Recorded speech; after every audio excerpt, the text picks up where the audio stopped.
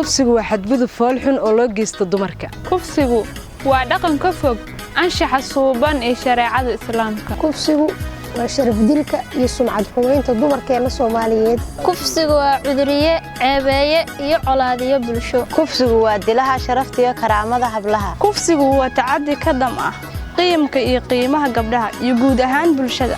gayaanka iyo gabdhuhu Soomaaliland tan ku dhashay tan kula dhalatay taab dhashay iyo tan ku dhaxday. gacalkayow miyaadan ogeyn in aan ahay aasaaskii dunida iyo midii uurka kugu siday 9 bilood. walaalkayow ha u quurin qalaf qalanjada kula dhalatay.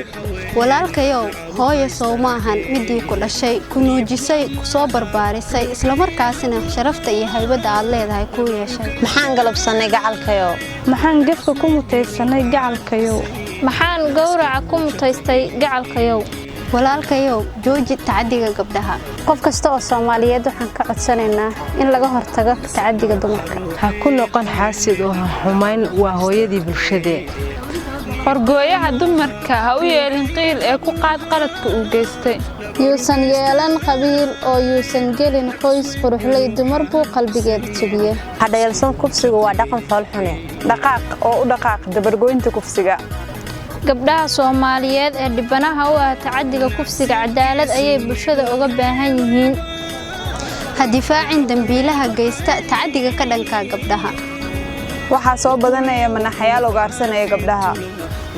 fadlan ka jooji gayaankaaga kufsiga.